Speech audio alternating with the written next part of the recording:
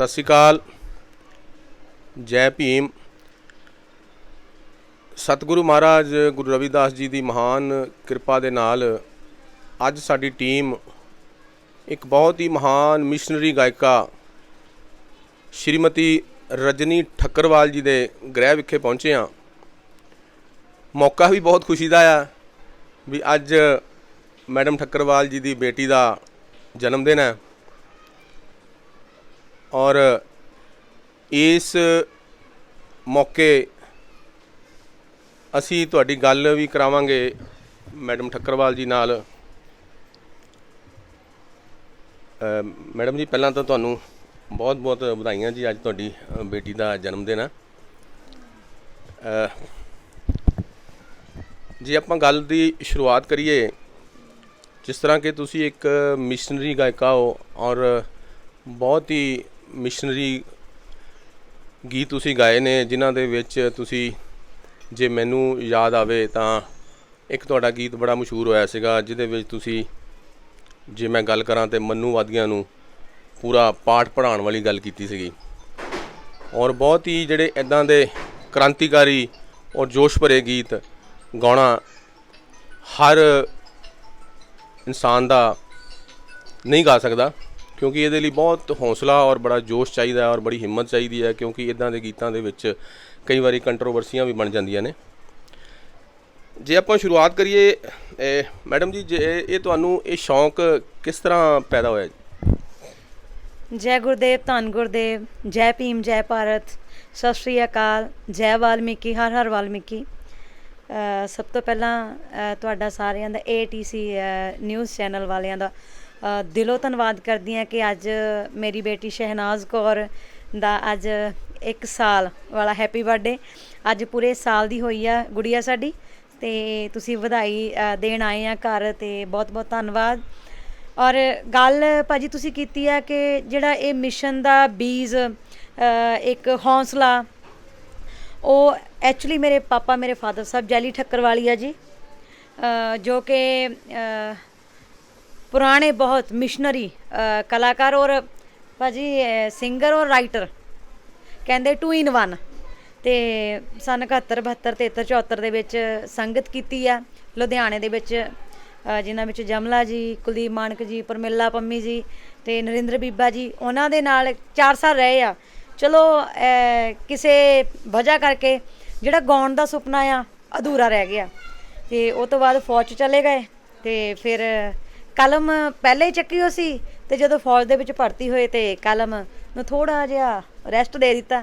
ਤੇ ਜਦੋਂ ਰਿਟਾਇਰ ਹੋਏ ਆ ਤੇ ਫਿਰ ਮੈਨੂੰ ਵੀ ਸ਼ੌਂਕ ਸੀਗਾ ਕਿ ਮੈਂ ਕੁਛ ਗਾਵਾਂ, ਤੇ ਆਪਣੇ ਪਾਪਾ ਅੱਗੇ ਡਿਮਾਂਡਸ ਰੱਖੀਆਂ ਆਪਣੀਆਂ ਕਿ ਮੈਂ ਜਾਂ ਲਾਇਰ ਬਣਾ ਦਿਓ ਜਾਂ ਮੈਨੂੰ ਸਿੰਗਰ ਬਣਾ ਦਿਓ। ਉਹ ਕਹਿੰਦੇ ਵੀ ਹੁਣ ਤੂੰ ਲਾਇਰ ਬਣਨਾ ਸਿੰਗਰ ਬਣਨਾ ਇਹ ਤੇਰੀ ਆਪਣੀ ਚੋਇਸ ਆ, ਦੱਸ ਤੂੰ ਕੀ ਬਣਨਾ ਚਾਹੁੰਦੀ ਆ।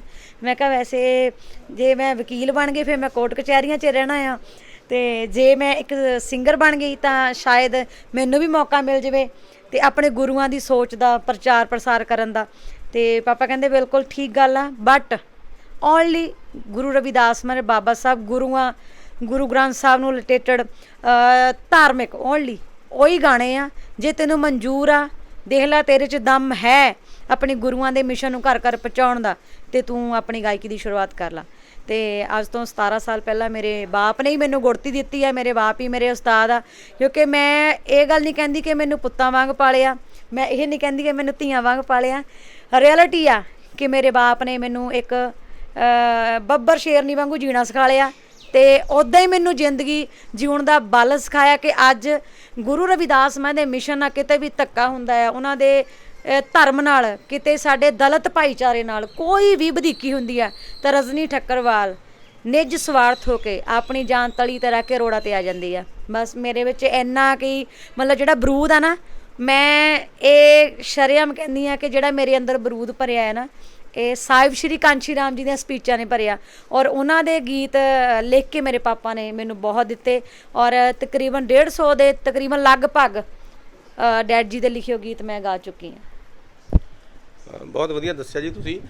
ਵੈਸੇ ਮੈਡਮ ਜੀ, ਜਿਸ ਤਰ੍ਹਾਂ ਤੁਹਾਡੇ ਗੀਤਾਂ ਤੋਂ ਹੀ ਲੱਗਦਾ ਹੈ, ਜਿਸ ਤਰ੍ਹਾਂ ਦੇ ਗੀਤ ਤੁਸੀਂ ਗਾਏ ਨੇ ਵੀ ਤੁਸੀਂ ਗੁਰੂ ਮਹਾਰਾਜ ਦੇ ਭਾਣੇ ਵਿੱਚ ਰਹਿਣ ਵਾਲੇ ਹੀ ਆ। ਜਿਸ ਤਰ੍ਹਾਂ ਤੁਹਾਡਾ ਗੀਤ ਇੱਕ ਮੈਨੂੰ ਯਾਦ ਆ ਰਿਹਾ ਜਿਹੜਾ ਤੁਸੀਂ ਗੁਰੂ ਮਹਾਰਾਜ ਦੀ ਮਹਿਮਾ 'ਚ ਗਾਇਆ ਬਈ ਬੰਦਿਆ ਲੁੱਟਿਆ ਜਾਵੇਗਾ ਗੁਰੂ ਮਹਾਰਾਜ ਦੀ ਤੇਰੇ ਲੁੱਟ ਲੈਣਗੇ ਗੁਰਾਂ ਦੀ ਰਾਜਾ ਵਿੱਚ ਰਹੀਏ।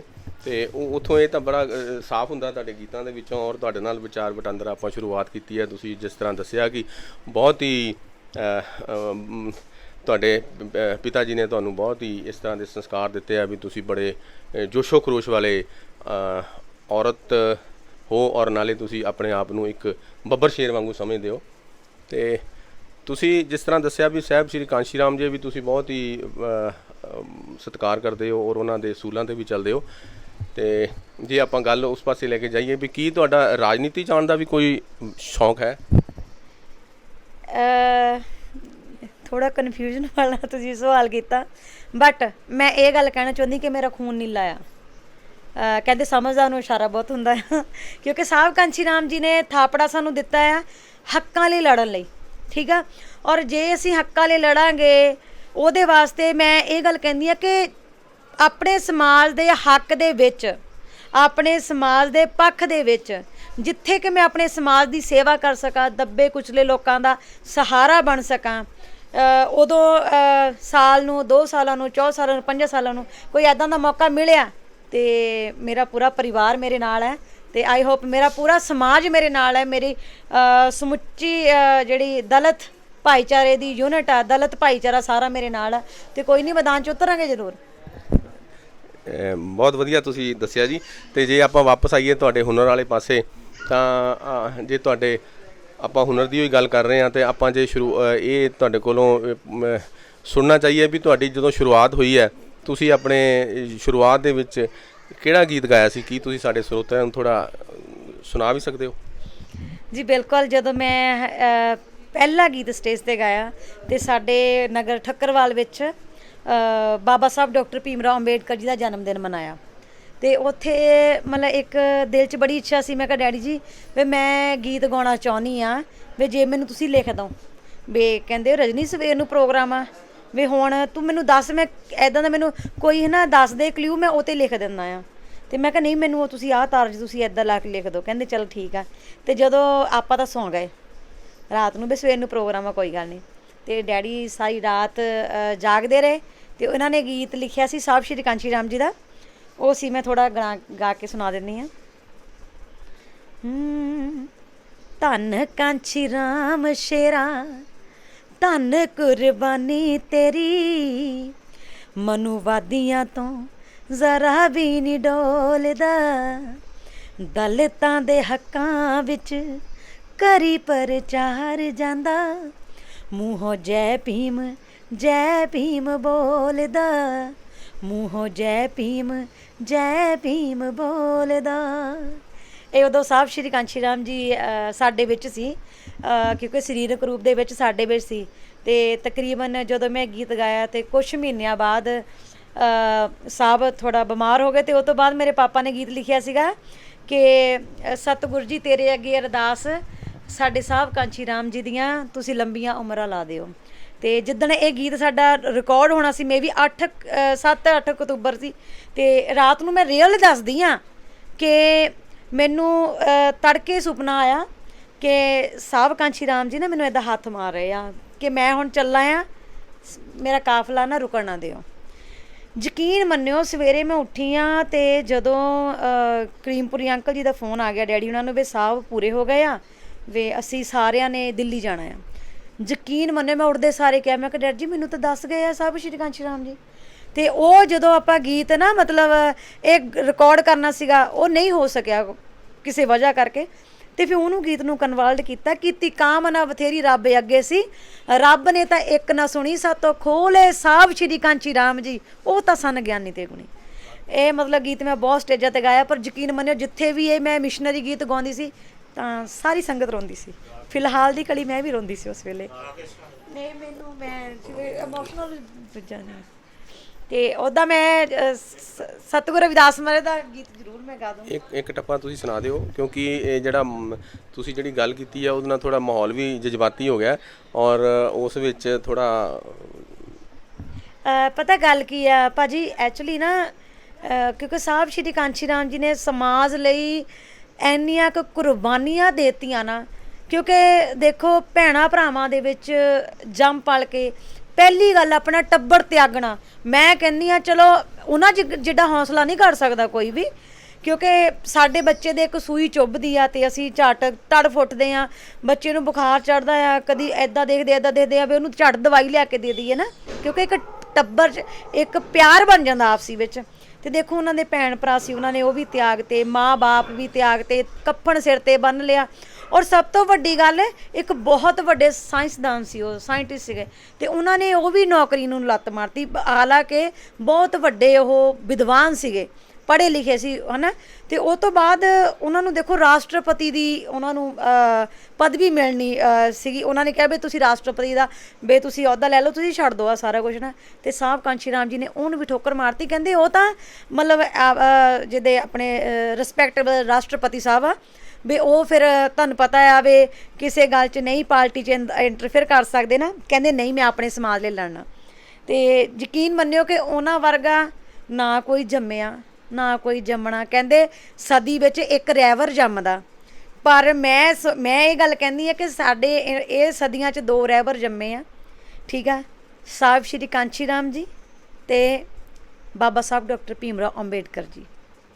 ਇਹਨਾਂ 2 ਰਹਿਬਰਾਂ ਨੇ ਸਾਨੂੰ ਜੀਣਾ ਸਿਖਾਤਾ, ਕਿਉਂਕਿ ਸਤਿਗੁਰੂ ਰਵਿਦਾਸ ਮਹਾਰਾਜ ਕ੍ਰਾਂਤੀਕਾਰੀ ਪ੍ਰਚਾਰ ਕਰਦੇ ਆ ਔਰ ਸਮਾਜ ਨੂੰ ਜੋੜਦੇ ਆ। ਦੇਖੋ 52 ਰਾਜੇ ਰਾਣੀ ਉਹਨਾਂ ਦੇ ਸੇਵਕ ਹੋਏ ਆ, ਸਮਾਜ ਨੂੰ ਜੋੜਦੇ ਆ, ਕਿਉਂਕਿ ਇਹ ਸਾਡੇ ਗੁਰੂ, ਸਾਡੇ ਰਹਿਬਰ ਜਿਨ੍ਹਾਂ ਨੇ ਸਾਡੇ ਦਲਿਤਾਂ ਲਈ ਇੰਨਾ ਕੁ ਯੁੱਧ ਕੀਤਾ ਮਨੂਵਾਦੀਆਂ ਨਾਲ, ਹੰਕਾਰੀਆਂ ਨਾਲ, ਕਿ ਅੱਜ ਵੀ ਕਿਤੇ ਨਾ ਕਿਤੇ ਜਿਹੜੇ ਇਹ ਵਰਕੇ ਖਿਲਰੇ ਪਏ ਆ, ਪਰ ਮੇਰੇ ਸਮਾਜ ਦੇ ਵਿੱਚ ਬਹੁਤ ਵਧੀਆ ਬੁੱਧੀਜੀਵੀ ਆ ਜਿਹੜੇ ਕਿ ਇਹ ਵਰਕਿਆਂ ਨੂੰ ਇਕੱਠੇ ਕਰਕੇ ਸਾੜ ਰਹੇ ਆ। ਸੋ ਤੁਸੀਂ ਗੀਤ ਕਹਿੰਦੇ ਸੀਗੇ, ਉਹ ਮੈਂ ਜਿੰਨਾ ਕੁ ਮੈਨੂੰ ਆਉਂਦਾ ਮੈਂ ਮਾੜਾ ਜਿਹਾ ਗੁਣਗੁਣਾ ਦਿੰਦੀ ਹਾਂ। ਕੀਤੀ ਕਾਮਨਾ ਬਥੇਰੀ ਰੱਬ ਅੱਗੇ ਸੀ, ਕੀਤੀ ਕਾਮਨਾ ਬਥੇਰੀ ਰੱਬ ਅੱਗੇ ਸੀ, ਹੋ ਰੱਬ ਨੇ ਵੀ ਇੱਕ ਨਾ ਸੁਣੀ, ਸਾਤੋਂ ਖੋਲੇ ਸਾਹਿਬ ਕਾਂਸ਼ੀ ਰਾਮ ਜੀ, ਉਹ ਤਾਂ ਸਨ ਗਿਆਨੀ ਤੇ ਗੁਣੀ, ਓਏ ਕੀਤੀ ਕਾਮਨਾ। ਬਹੁਤ ਖੂਬ ਜੀ, ਬਹੁਤ ਖੂਬ। ਮੈਡਮ ਜੀ, ਮਾਹੌਲ ਨੂੰ ਤੁਸੀਂ ਬਹੁਤ ਹੀ ਜਜ਼ਬਾਤੀ ਔਰ ਜਿਸ ਤਰੀਕੇ ਦੇ ਨਾਲ ਤੁਹਾਡੀ ਸੁਰ ਕੱਢ ਕੇ ਵੀ ਆਪਣੇ ਸਾਹਿਬ ਸ਼੍ਰੀ ਕਾਂਸ਼ੀ ਰਾਮ ਜੀ ਦੇ ਜਾਣ ਵੇਲੇ ਦੀ ਤੁਸੀਂ ਗੀਤ ਸੁਣਾਇਆ, ਔਰ ਸੱਚੀ ਮਾਹੌਲ ਬਹੁਤ ਜ਼ਿਆਦਾ ਹੀ ਜਜ਼ਬਾਤੀ ਹੋ ਗਿਆ। ਤੇ ਵੈਸੇ ਤੁਸੀਂ ਸਮਾਜ ਦੀਆਂ ਕ੍ਰਿਤੀਆਂ ਨੂੰ ਵੀ, ਜਿਸ ਤਰ੍ਹਾਂ ਕਿ ਸਾਨੂੰ ਜਿੰਨੀ ਕੁ ਜਾਣਕਾਰੀ ਹੈ, ਕ੍ਰਿਤੀਆਂ ਨੂੰ ਵੀ ਤੁਸੀਂ ਬਹੁਤ ਜ਼ਿਆਦਾ ਛੇੜਿਆ ਔਰ ਉਸ ਕ੍ਰਿਤੀਆਂ ਦੇ ਖਿਲਾਫ ਵੀ ਤੁਸੀਂ ਗੀਤ ਗਾਏ। ਜਿਸ ਤਰ੍ਹਾਂ ਕਿ ਮੈਨੂੰ ਯਾਦ ਆ ਰਿਹਾ ਤੁਹਾਡਾ ਇੱਕ ਗੀਤ ਸੀਗਾ, ਪੀ ਕੇ ਸ਼ਰਾਬਾਂ ਕੀ ਲੈਣਾ, ਮਹਾਰਾਜ ਦਾ ਨਾਂ ਇਸ ਤਰ੍ਹਾਂ ਕਰਕੇ ਸੀਗਾ ਗੀਤ, ਤੇ ਮੈਂ ਬੇਨਤੀ ਕਰੂੰਗਾ ਉਹ ਵੀ ਤੁਸੀਂ ਪਲੀਜ਼ ਸੁਣਾਓ।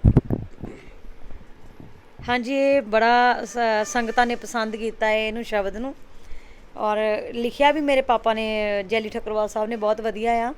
ਕਿਉਂਕਿ ਯਕੀਨ ਮੰਨਿਓ ਜਿੱਦਾਂ ਨਾ ਮਤਲਬ ਇੱਕ ਜਦੋਂ ਇੱਕ ਨਾ ਘੁਮਿਆਰ ਇੱਕ ਭਾਂਡਾ ਤਿਆਰ ਕਰਦਾ ਆ ਹੈ ਨਾ, ਤੇ ਉਹਨੂੰ ਦੇਖ ਲਓ ਵੀ ਭਾਂਡੇ ਨੂੰ ਤਿਆਰ ਕਰਕੇ ਉਹਦੇ ਭੱਠੀ 'ਚ ਪਾਉਂਦਾ ਆ, ਤੇ ਉਹਨੂੰ ਰਾੜ ਕੇ ਬਹੁਤ ਵਧੀਆ ਇੱਕ ਘੜੇ ਦੇ ਰੂਪ ਦੇ ਵਿੱਚ ਹੈ ਨਾ ਸਾਨੂੰ ਦੂਜਾ ਸਮਰਪਿਤ ਕਰਦਾ ਹੈ। ਤੇ ਜਦੋਂ ਅਸੀਂ ਠੰਡਾ ਠੰਡਾ ਪਾਣੀ ਵਿੱਚ ਪਾ ਕੇ ਪੀਂਦੇ ਹਾਂ, ਤੇ ਕਹਿੰਦੇ ਰਿਹਾ ਹੈ ਜੀ ਘੜੇ ਦਾ ਪਾਣੀ ਪੀਓਗੇ ਤਾਂ ਸਿਹਤ ਬੜੀ ਤੰਦਰੁਸਤ ਰਹੂਗੀ ਨਾ। ਬਸ ਇੱਦਾਂ ਹੀ ਆ ਵੀ ਜਦੋਂ ਨਾ ਗੀਤ ਪਾਪਾ ਲਿਖ ਦਿੰਦੇ ਆ ਤੇ ਮੇਰਾ ਸੱਚੀ ਕਿੱਲੋ ਖੂਨ ਵੱਜ ਜਾਂਦਾ, ਕਿਉਂਕਿ ਕਹਿੰਦੇ ਹੁੰਦੇ ਆ ਵੀ ਗੂੰਗੇ ਦੀਆਂ ਰਾਮਝਾ ਗੂੰਗੇ ਦੀ ਮਾਂ ਹੀ ਜਾਣ ਸਕਦੀ ਆ ਨਾ। ਸੋ ਕਿਉਂਕਿ ਮੈਨੂੰ ਪਤਾ ਹੁੰਦਾ ਵੀ ਡੈਡੀ ਜੀ ਤੁਸੀਂ ਆਪਾਂ ਇੱਦਾਂ ਕਰ ਲਈਏ, ਆਪਾਂ ਇੱਦਾਂ ਗਾ ਲਈਏ ਜਾਂ ਇੱਦਾਂ ਕਰ ਲਈਏ ਨਾ, ਕਿਉਂਕਿ ਜਦੋਂ ਤਾਜ ਡੈਡੀ ਝੁਟਕਿਆਂ ਮਾਰ ਮਾਰ ਕੇ ਨਹੀਂ ਰਜਨੀ ਇੱਦਾਂ ਗਾ ਲੈਂਦੇ ਆ, ਤੇ ਉਦੋਂ ਬੜਾ ਮਨ ਖੁਸ਼ ਹੁੰਦਾ, ਕਿਉਂਕਿ ਕਹਿੰਦੇ ਹੁੰਦੇ ਆ ਇਹ ਘਰ 'ਚ ਗੰਗਾ ਹੈ ਨਾ ਭਾਜੀ। ਇਹ ਉਦੋਂ ਨਾ ਡੈਡੀ ਉਹਨੇ ਜਦੋਂ ਲਿਖਿਆ, ਤੇ ਯਕੀਨ ਮੰਨਿਓ ਇਹ ਰਿਐਲਿਟੀ ਆ ਕਿ ਇੱਦਾਂ ਨਾ ਮਤਲਬ ਮੈਂ ਤੇ ਪਰਸ਼ੋਤਮ ਬੈਠੇ ਸੀਗੇ, ਤੇ ਕਹਿੰਦੇ ਰਜਨੀ ਉਹ ਬਾਪੂ ਕਹਿੰਦੇ ਆ ਡੈਡ ਜੀ ਨੂੰ, ਕਹਿੰਦੇ ਰਜਨੀ ਬਾਪੂ ਨੂੰ ਫੋਨ ਲਾ। ਮੈਂ ਕਿਹਾ ਕੀ ਗੱਲ ਹੋਈ? ਨਹੀਂ ਤੂੰ ਡੈਡ ਜੀ ਨੂੰ ਫੋਨ ਲਾ। ਮੈਂ ਕਿਹਾ ਚੱਲ ਠੀਕ ਆ, ਲਾਇਆ। ਮੈਂ ਕਿਹਾ ਡੈਡ ਜੀ ਪੁਰਸ਼ੋਤਮ ਨੇ ਗੱਲ ਕਰਨੀ ਹੈ ਤੁਹਾਡੇ ਨਾਲ। ਕਹਿੰਦੇ ਬਾਪੂ ਤੁਸੀਂ ਨਾ ਇੱਦਾਂ ਦਾ ਗੀਤ ਲਿਖੋ ਵਿੱਚ ਇੱਦਾਂ ਦਾ ਗੱਲ ਹੋਣੀ ਆ ਨਾ। ਤੇ ਕਹਿੰਦੇ ਕੋਈ ਨਹੀਂ ਬੇਟਾ ਲਿਖ ਦਿੰਦੇ ਆ ਨਾ। ਤੇ ਯਕੀਨ ਮੰਨਿਓ ਵੀ ਮੈਨੂੰ ਥੋੜ੍ਹੇ ਟਾਈਮ ਬਾਅਦ ਫੋਨ ਆ ਗਿਆ, ਕਹਿੰਦੇ ਰਜਨੀ ਦੇਖ ਤਾਂ ਕਿੱਦਾਂ ਵੀ ਉਤਰਦਾ। ਯਕੀਨ ਮੰਨਿਓ ਮੈਂ ਤੇ ਪੁਰਸ਼ੋਤਮ ਅਸੀਂ ਗੱਡੀ ਚੱਕੀ, ਅਸੀਂ ਠੱਕਰਵਾਲ ਚਲੇ ਗਏ।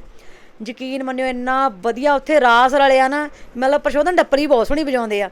ਤੇ ਉਧਰ ਡੈਡੀ ਹੁਣੀ ਵੀ ਕਹਿੰਦੇ ਨਹੀਂ ਇੱਦਾਂ ਗੱਲ ਆ। ਫਿਰ ਜਦੋਂ ਅਸੀਂ ਗੀਤ ਨਾ ਬੜਾ ਵਧੀਆ, ਜਿੱਦਾਂ ਕਿ ਕਹਿੰਦੇ ਨਾ ਮਤਲਬ ਤਰਾਸ਼ਿਆ ਹੀਰਾ ਹੈ ਨਾ, ਗੀਤ ਇੰਨਾ ਵਧੀਆ ਬਣਿਆ। ਤੇ ਉਹ ਜਦੋਂ ਗਾਇਆ ਲੋਕਾਂ ਨੇ ਇੰਨਾ ਸੰਗਤਾਂ ਨੇ ਪਸੰਦ ਕੀਤਾ ਕਿ ਮੈਂ ਅੱਜ ਵੀ ਰਿਣੀਆਂ ਮਿਲੀਅਨਾਂ ਦੇ ਵਿੱਚ ਉਹਨਾਂ ਦੇ ਵਿਊ ਹੋ ਗਏ ਆ। ਤੇ ਉਹ ਡੈਡ ਜੀ ਆਪਣੇ ਜਿਹਨੂੰ ਨਾਮ ਦੇ ਨਸ਼ੇ ਦੇ ਵਿੱਚ ਰੰਗ ਦਿੰਦੇ, ਉਹਦੇ ਮੇਰੇ ਸ਼ੇਅਰ ਆ। ਥੋੜ੍ਹਾ ਕਹਿੰਦੇ ਹੁੰਦੇ ਆ ਵੀ ਜਦੋਂ ਸਟੇਜ 'ਤੇ ਹੁੰਦੇ ਉਦੋਂ ਸਾਜ਼ਾਂ ਦਾ ਜੋਸ਼ ਵੀ ਬਹੁਤ ਹੁੰਦਾ, ਤੇ ਉਦੋਂ ਥੋੜ੍ਹੇ ਜਿਹੇ ਭੁੱਲੇ ਹੈ ਨਾ, ਤੇ ਮੋਰੇ ਕਾਪੀ ਰੱਖੀ ਉਹ ਹੁੰਦੀ ਆ। ਤੇ ਇਸ ਵੇਲੇ ਭਾਜੀ ਤੁਸੀਂ ਮੌਕਾ ਨਹੀਂ ਦਿੱਤਾ ਵੀ ਕਾਪੀ ਮੋਰੇ ਰੱਖੀ ਹੈ। ਤੇ ਸਥਾਈ ਅੰਤਰਾ ਜੇ ਮਤਲਬ ਸਥਾਈ ਸੁਣਾ ਦਿੰਦੀ, ਕੋਈ ਗੱਲ ਨਹੀਂ। ਜਿਹਨੂੰ ਨਾਮ ਦੇ ਨਸ਼ੇ ਦੇ ਵਿੱਚ ਰੰਗ ਦੇਂਦੇ, ਜਿਹਨੂੰ ਨਾਮ ਦੇ ਨਸ਼ੇ ਦੇ ਵਿੱਚ ਰੰਗ ਦੇਂਦੇ, ਉਹਨੇ ਪੀ ਕੇ ਸ਼ਰਾਬਾਂ ਕੀ ਲੈਣਾ। ਜਿਹਨੂੰ ਨਾਮ ਦੇ ਨਸ਼ੇ ਦੇ ਵਿੱਚ ਰੰਗ ਦੇਂਦੇ, ਉਹਨੇ ਪੀ ਕੇ ਸ਼ਰਾਬਾਂ ਕੀ ਲੈਣਾ। ਭਾਜੀ ਮੈਨੂੰ ਥੋੜਾ ਇੰਨਾ ਹੀ ਆਉਂਦਾ ਹੈ। ਚਲੋ ਬਹੁਤ ਬਹੁਤ ਬਹੁਤ ਧੰਨਵਾਦ ਜੀ। ਇਹ ਜਿਹੜਾ ਹੁਣ ਤੁਹਾਡਾ ਜਿਹੜਾ ਹੈ ਨਾ ਗਾਇਕੀ ਦੀ ਜਿਹੜੀ ਤੁਹਾਡੀ ਜ਼ਿੰਦਗੀ ਹੈ, ਜੇ ਉਹਦੇ ਹੁਣ ਪੰਨੇ ਖੋਲ੍ਹਣ ਲੱਗਾਂਗੇ ਤੇ ਮੇਰਾ ਖਿਆਲ ਇਹ ਤਾਂ ਟਾਈਮ ਦਾ ਬਹੁਤ ਲੰਬਾ ਹੋ ਜਾਏਗਾ। ਤੇ ਇੱਕ ਵਾਰੀ ਫੇਰ ਤੁਹਾਨੂੰ ਬਹੁਤ ਬਹੁਤ ਮੁਬਾਰਕਾਂ ਜੀ ਤੁਹਾਡੀ ਬੇਟੀ ਦੇ ਜਨਮ ਦਿਨ ਦੀਆਂ। ਔਰ ਮੇਰੇ ਦਿਲ ਦੇ ਬਹੁਤ ਨੇੜੇ ਆ ਮੇਰਾ ਸ਼ਬਦ, ਕਿਉਂਕਿ ਜਦੋਂ ਮੇਰੀ ਸਟੇਜ ਦੀ ਸ਼ੁਰੂਆਤ ਹੁੰਦੀ ਆ ਤੇ ਉਹੀ ਗੀਤ ਤੋਂ ਹੁੰਦੀ ਹੈ, ਕਿਉਂਕਿ ਮੈਨੂੰ ਮੇਰੇ ਸਤਿਗੁਰੂ ਰਵਿਦਾਸ ਮਹਾਰਾਜ ਜੀ ਨੇ ਜਿਹੜੀ ਸਾਡੀ ਬਾਂਹ ਫੜੀ, ਕਹਿੰਦੇ ਬੰਦਾ ਬੰਦੇ ਦੀ ਬਾਂਹ ਫੜ ਕੇ ਛੱਡ ਦਿੰਦਾ, ਔਰ ਜਿਹੜੇ ਸਤਿਗੁਰ ਹੁੰਦੇ ਉਹ ਬੱਚੇ ਦੀ ਕਦੀ ਬਾਂਹ ਫੜ ਕੇ ਛੱਡਦੇ ਨੇ। ਤੇ ਉਹ ਬੜਾ ਵਧੀਆ ਮੇਰੇ ਪਾਪਾ ਨੇ ਗੀਤ ਲਿਖਿਆ ਸੀਗਾ, ਤੇ ਉਹ ਮੈਨੂੰ ਗਾਉਂਦਿਆਂ ਇੰਨਾ ਸਕੂਨ ਮਿਲਦਾ, ਕਿਉਂਕਿ ਮੈਂ ਇਹ ਹੁੰਦੀ ਆ ਕਿ ਮੇਰੀ ਜਿਹੜੀ ਰੂਹ ਆ ਨਾ ਉਹ ਇਸ ਵੇਲੇ ਗੁਰੂ ਦੇ ਲੇਖੇ ਲੱਗ ਚੁੱਕੀ ਆ। ਕਿਉਂਕਿ ਜਿਹੜਾ ਮਿਸ਼ਨ ਵਾ, ਜਦੋਂ ਮਿਸ਼ਨ ਦੇ ਪਾਸੇ ਨੂੰ ਹੁੰਦੇ ਆ ਨਾ, ਫੇ ਤਾਂ ਜਿਹੜਾ ਬਰੂਦ ਵਾ ਸਾਡੇ ਅੰਦਰ ਨਾ, ਉਹ ਤਾਂ ਫੇ ਇਹ ਹੁੰਦਾ ਵੇ ਜਿਹੜਾ ਸਾਡੇ ਅਣਖ ਦਾ ਬਰੂਦ ਆ ਉਹ ਸੰਗਤਾਂ 'ਚ ਵੀ ਹੋ ਜਾਵੇ। ਕਿਉਂਕਿ ਫਿਰ ਹਰੇਕ ਨੂੰ ਆਪਣੇ ਹੱਕਾਂ ਲਈ ਲੜਨਾ ਹੈ ਨਾ ਆ ਜਾਵੇ। ਔਰ ਮੈਂ ਕਹਿੰਦੀ ਹਾਂ ਵੀ ਜੇ ਹਰੇਕ ਇਨਸਾਨ ਜਾਗਰਤ ਹੋ ਗਿਆ ਨਾ ਸਾਡੇ ਸਮਾਜ ਦਾ, ਤੇ ਮੈਨੂੰ ਨਹੀਂ ਲੱਗਦਾ ਕਿ ਸਾਨੂੰ ਰੋਡ ਜਾਮ ਕਰਨੇ ਪੈਣਗੇ ਜਾਂ ਸਾਨੂੰ ਮਤਲਬ ਪ੍ਰੋਟੈਸਟ ਕਰਨੇ ਪੈਣਗੇ ਨਾ। ਤੇ ਜਦੋਂ ਫਿਰ ਸਟੇਜ ਦੀ ਸ਼ੁਰੂਆਤ ਹੁੰਦੀ ਉਹ ਤਾਂ ਫਿਰ ਸਾਰੇ ਆਪਾਂ ਰੱਬ ਨੂੰ ਨਾਲ ਜੋੜਨੇ ਨੂੰ ਦੂਜਾ ਕਹਿੰਦੇ ਨੇ। ਬੜਾ ਵਧੀਆ ਪਾਪਾ ਨੇ ਗੀਤ ਲਿਖਿਆ ਸੀ ਉਹ।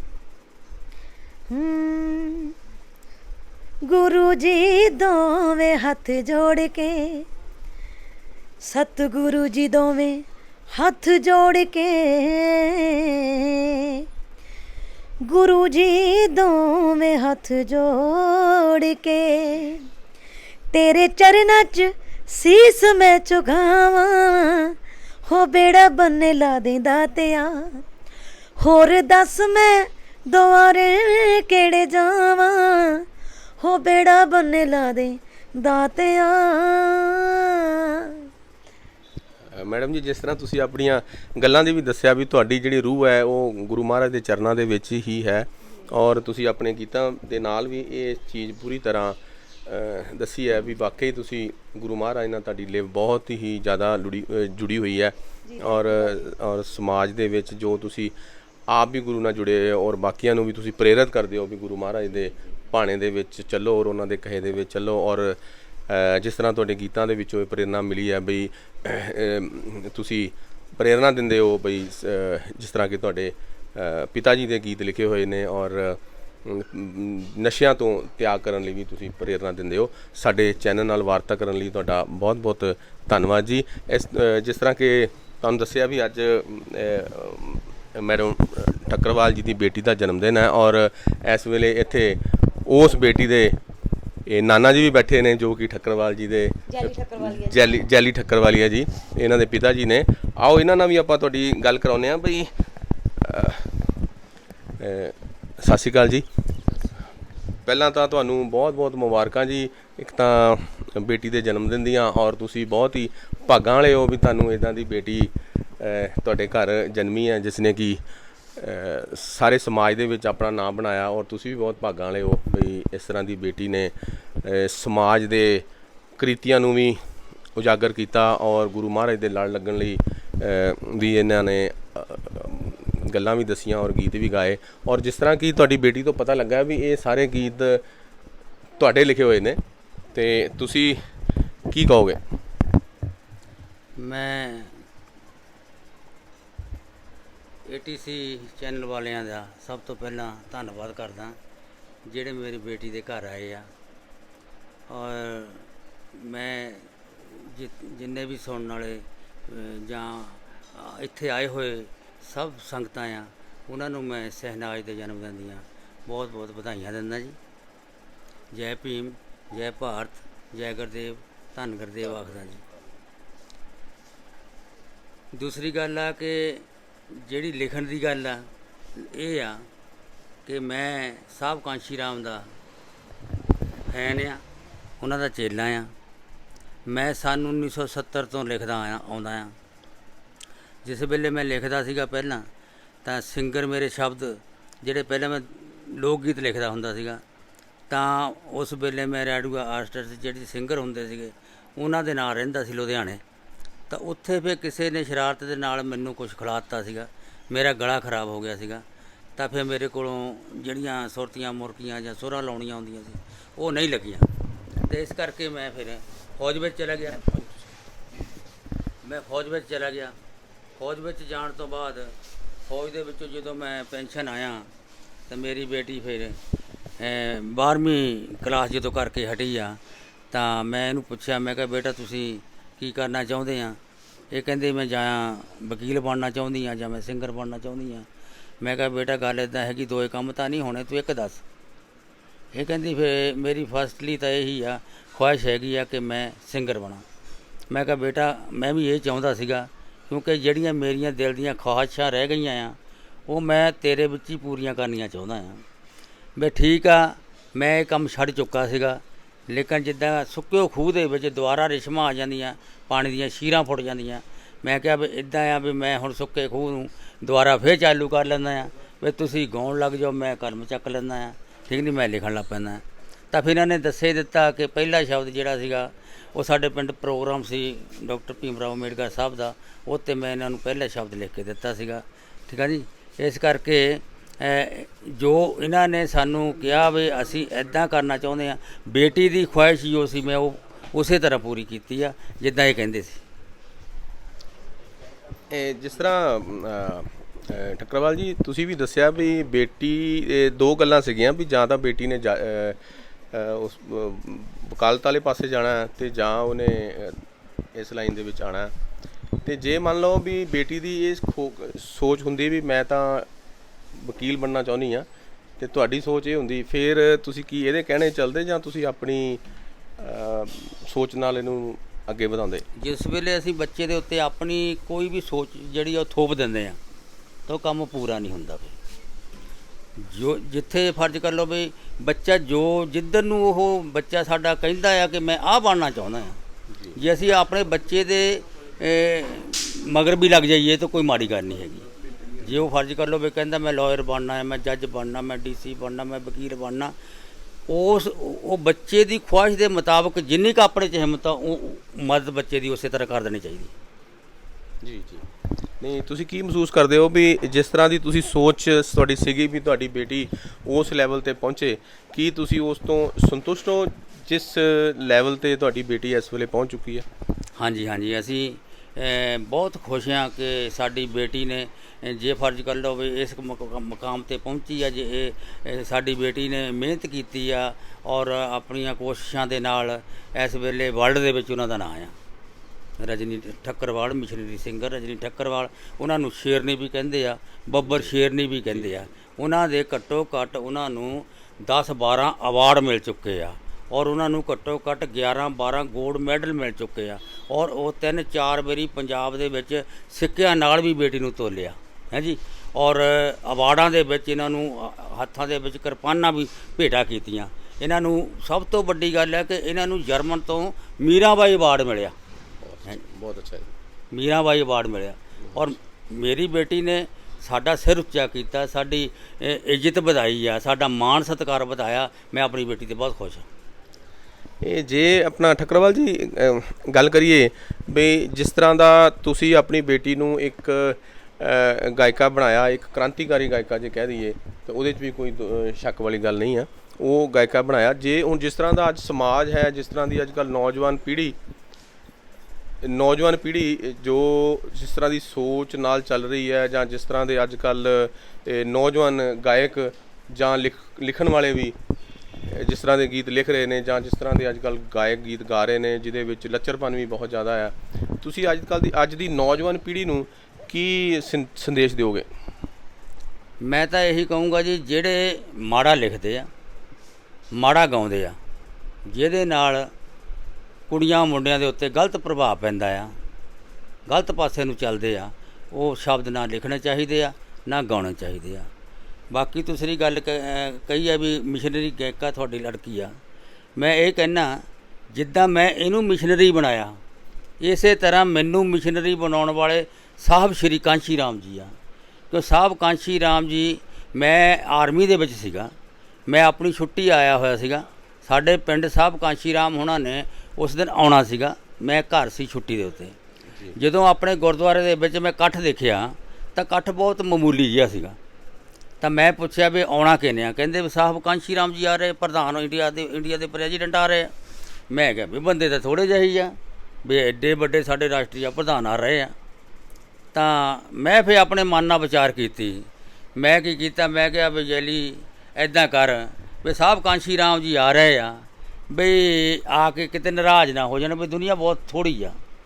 ਮੈਂ ਆਪਣੇ ਜਾ ਕੇ ਟਰੰਕ ਹੁੰਦੇ ਸੀ ਫੌਜੀਆਂ ਦੇ, ਮੈਂ ਉਹਨਾਂ ਦੇ ਵਿੱਚੋਂ ਜਾ ਕੇ ਤੂੰਬੀ ਕੱਢੀ, ਨਾਲ ਇੱਕ ਨਗੋਜੀਆਂ ਵਾਲਾ ਤਿਆਰ ਕੀਤਾ, ਤਾਂ ਨਾਲ ਇੱਕ ਮੈਂ ਢੋਲਕੀ ਵਾਲਾ ਸੱਦ ਲਿਆ।